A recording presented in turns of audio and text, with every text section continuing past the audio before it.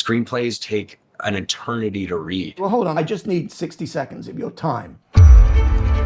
This town isn't a movie-making town. It's a movie marketing town.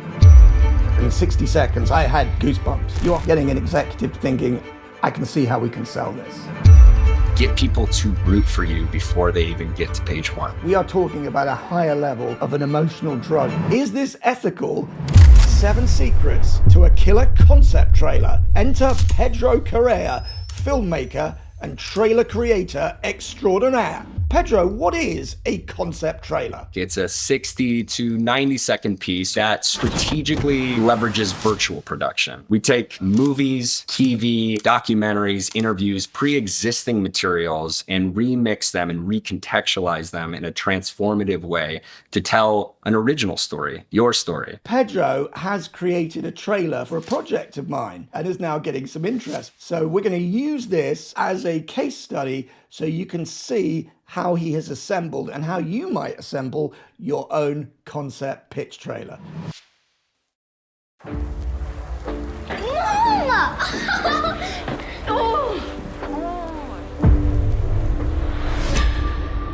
right, we're leaving at 5.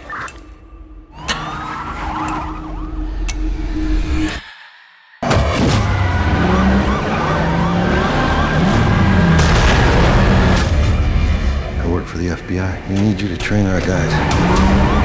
We covertly penetrate drug organizations. I'm doing this my way. See you in the morning. Target is in the clear. He's headed towards the West Side Highway. Copy that.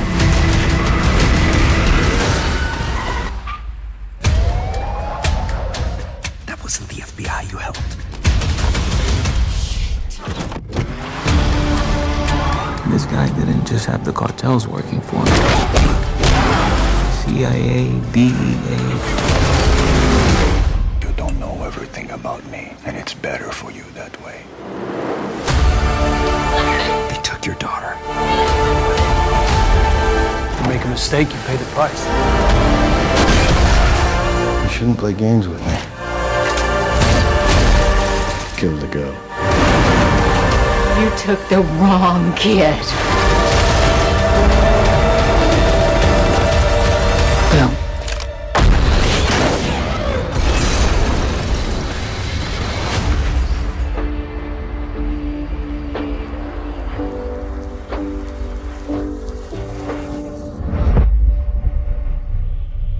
So we're using other people's materials. Now, as you know, there's a storm at the moment about AI training on somebody else's materials. Is this ethical to take existing clips and to use them for your own purposes? Concept trailer is to be used internally for demonstrative purposes only, much like a pitch deck with references from other movies in forms of stills. What I like to do is use moving stills because at the end of the day, we're making motion pictures or series. But why would you use a still when you can use a moving still is how I look at it. For many years, directors have used rip reels as almost like visual lookbooks to give an idea of what the story is going to be like. But you're taking it to a whole new level by actually recontextualizing clips, giving them a new meaning. How did you come up with this? I was desperately trying to make my first movie, My Dead Dad, and I had the awesome script. I had the detailed pitch deck with all the visual references. I was sending out, probably thousands of emails by the end of it, but execs just kept telling us that, oh, we don't work with first-time filmmakers, or your script is not commercial. You won't cast name actors. Go make a no-budget film for, $5 and with your mom. And so why are execs and producers and lit reps saying that? Like, where is that coming from? And I realized that's coming from not having a clear enough visual representation of your story, especially if you're a writer and especially if you're a first-time filmmaker. It's really important to show that you're not just a master storyteller, but a master marketer. Because this town isn't a movie-making town, it's a movie marketing town. What's step number 1, Pedro? Nailing your logline. You confuse them, you lose them. It needs to be super, super clear. And you have to have the basic ingredients of an amazing logline for an amazing concept trailer. And those ingredients are a protagonist that takes action against an antagonist to achieve some sort of goal before stakes happen. The logline for the instructor was a high-speed pursuit expert is drafted by the FBI to take down a go-fast drug convoy, only to discover she's the one being taken for a ride. But you're missing some secret sauce there. Once I started reading your full screenplay, I realized this is not only just a badass high-speed pursuit expert, but this is a badass high-speed pursuit expert that happens to be a mother. So we're missing that in the logline, but that's also why the logline is just sort of a gateway drug to this concept trailer that really brings to life the secret sauce of your story. What's step 2, Pedro? Virtual casting. It's super, super important to nail the casting of your concept trailer. When you say virtual casting, it's deciding who is going to represent your main character based not just on their appearance in one movie, but multiple movies. How do you even start to do that? You have to look at the actors that you're thinking of in your head of playing your hero and your villain, and you have to ask yourself, do they have pre-existing material? Do they have the proven acting chops that we can pull from these pre-existing films and TV and recontextualize them in our story? Because if they don't, you're going to have a bad time. So for us on The Instructor, we looked at one particular option here, didn't we? Ana de Armas. Why did we have a problem with Ana de Armas? Ana de Armas in The Instructor would actually be interesting casting. She's been in a good amount of action movies, but she hasn't necessarily played the driving force of those movies in the way that your character is represented in your story. It becomes difficult to cast someone who doesn't have that material. We almost went with Michelle Rodriguez, but Michelle Rodriguez has no problem in terms of material of her driving fast cars and kicking ass, but it's almost too obvious, right? Michelle Rodriguez has been in Fast and Furious 1, 2, 3, and 700. So we wanted to pivot and we ended up going with Zoe Saldana, which is a nice meld of a lot of things. She has some unexpected moments in TV and film that she's done in the past that makes her an interesting choice, but then she has just enough material of her kicking ass and taking names to where we can buy that actor in the hero role of your story. Casting is 60% of the job on an actual movie, but it's just the same for a pitch concept trailer. You have to get it right. What's step 3? Strategic comps are not only artistic comps where you're like, okay, my story's this vibe, but it's also blockbuster comps. We want to convey, here's some winners just like it that we believe this movie could be just as successful as, or more. I've been saying The Instructor is a high-speed pursuit movie in the spirit of The French Connection and Bullet. But Pedro said, these are old movies. Do we really want to use them? We want people to watch these concept trailers and just for a second, forget that they're actually watching one and realize, oh my God, like for a second, I thought this was a real trailer for a real movie that's coming out next month. We want these execs, these producers, these financiers to really see and believe that this film needs to happen now, right? Or this series needs to be made next season. Verbally, Bullet and The French Connection, I think, work really well.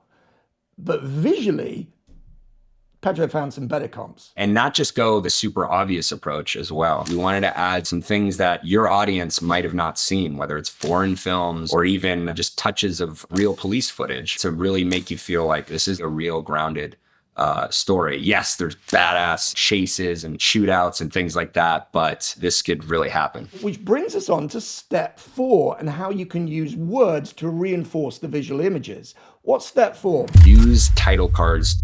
I begin with how can we tell this story completely visually, right? To not use any title cards, to not use any crutches, and just use pre-existing material and recontextualize it, right, to your story. But, you know, you don't always nail it on the first try. And our particular challenge with The Instructor is it's about a real police driving instructor who coaches cops and federal agents how to drive fast. And there's no pre-existing material of that character, whether it's Zoe Saldana or anybody. And her character is the concept, the instructor. So we faced a challenge. How can we introduce this concept in 60 seconds so they understand what she does before she gets into trouble for helping the wrong people. And that's where the title cards came in. You're talking about a very niche position in the force, a hot pursuit driver who also happens to be a mom. But is the audience going to be able to retain all these insane details in 60 to 90 seconds? Sometimes yes, sometimes no. But that's where we ended up deciding to turn to title cards and really hit it over the head that she teaches cops how to drive fast. And this is a technique that's used in mainstream trailers. And there's another technique that studios use that we could use as well. Step number 5. Everyone listens to music. Everyone's got an awesome song they'd love to put in a movie. But what you come to find out oftentimes is your favorite song that's an awesome song makes a horrible song in trailer form. You need to clearly tell your story in that 4-act structure. And dare I get even nerdier on it, a story circle form too. That's 8 little mini beats. Find songs that have specific act breaks that can elevate your own structure by using different portions of the songs. And a very real example of this is at your midpoint of the trailer, around second 30 to 45, you're probably going to want to split the song up into a different speed or different tempo if the song has it. And then the midpoint hits, the world turns on its head, and you use a trailer-fied version of that song. What is a trailer-fied version of the song? A popular song, usually, that's been covered very intensely.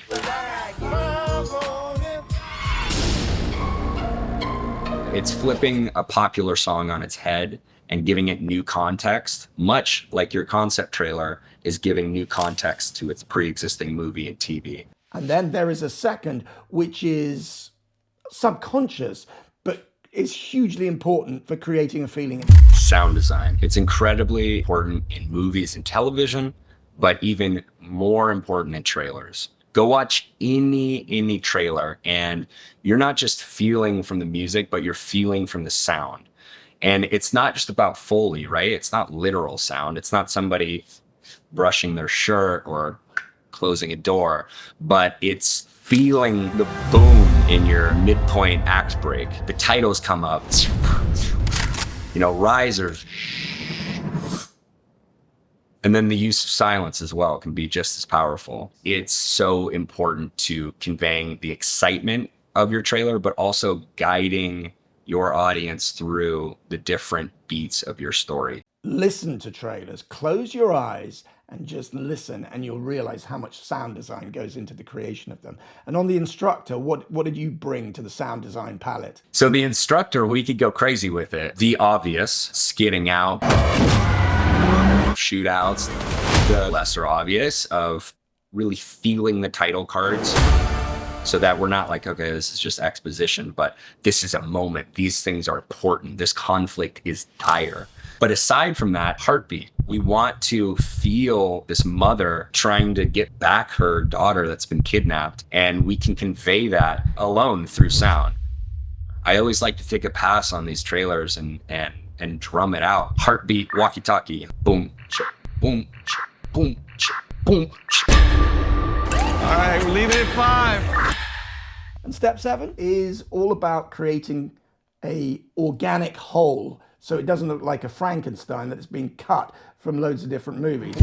Color grade. This is a very underrated step because all the time I'll get pitch pieces that have something that I can tell is from a movie like Transformers mixed with something like Lady Bird. And that's okay. That might be a little crazy of an example, but you can get away with bigger stretches of visual language as long as you're able to color grade those things to speak that same language. What's the color grade that you shot for in The Instructor, and why? Because it's not a $200 million movie, because it's not Fast and Furious, we're going with a little bit more of a subdued color grade. Rather than like a Gone in 60 Seconds, we're going with end of watch vibe, something that still feels real and gritty. But it's really, really important to convey to your audience that you have a singular vision.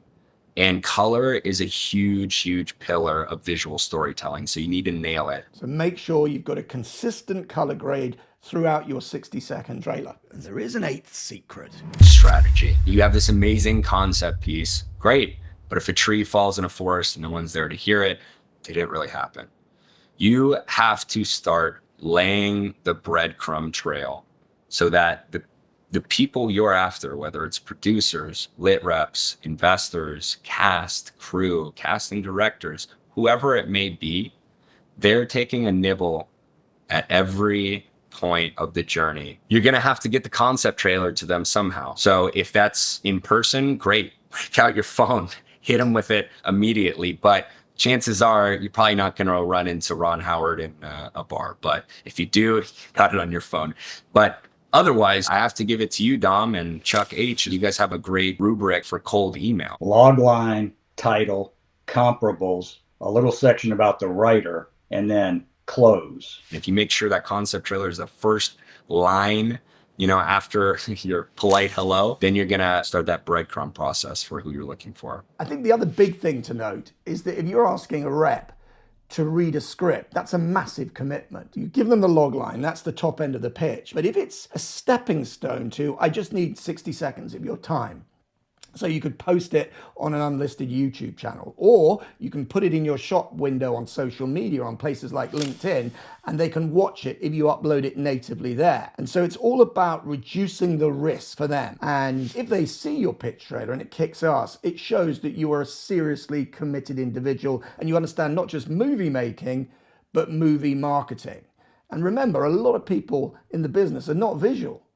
And so they can't see what you can see, and the pitch trailer allows you to mainline that into their brains. I once had a pitch meeting with Warner Brothers, and we were actually pitching a remake of Bullet. And the question that came back after the pitch was, what's the poster? And I didn't really understand that question, and we got a graphic artist to mock up a poster, and we didn't get the job, it didn't go ahead. But now, I would have gone to Pedro and said, mate, let's get a pitch trailer for our new take of Bullet. Recontextualizing clips from other movie and showing them a new spin on an old friend.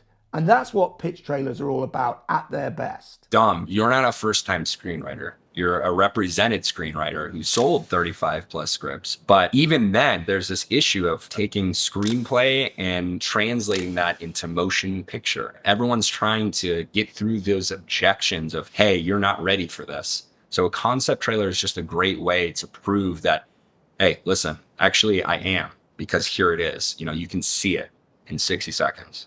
I've been working with a couple of managers and we were asking them, is it good to create a pitch trailer?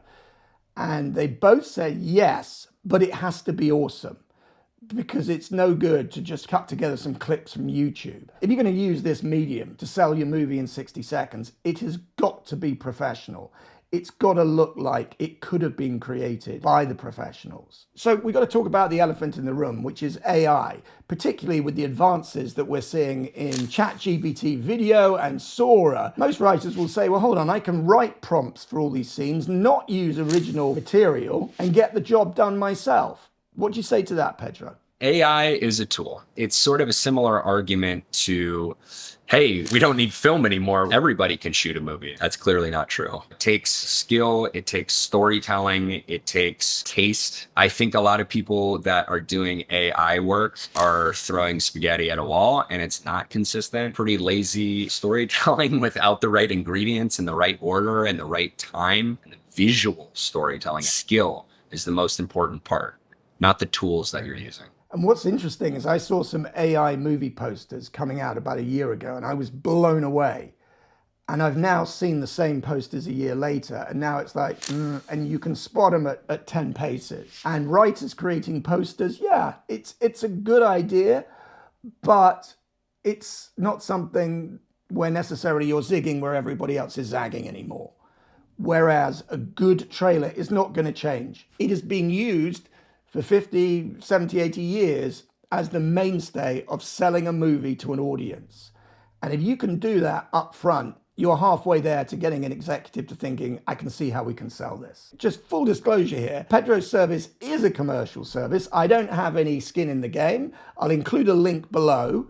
It is a significant investment, the same kind of investment that you'd be making if you were creating a short film, but it's a trailer.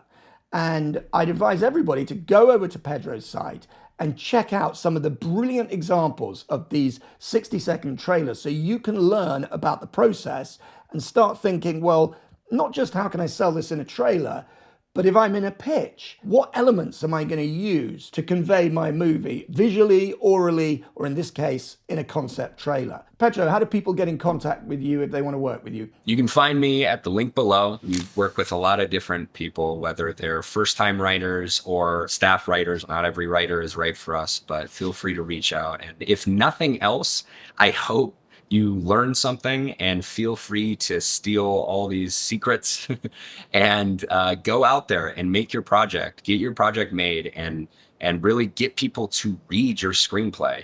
Screenplays just take an eternity to read for somebody that you don't know, right? So get them inspired to root for you before they even get to page 1. Are you in? Scriptfella, out.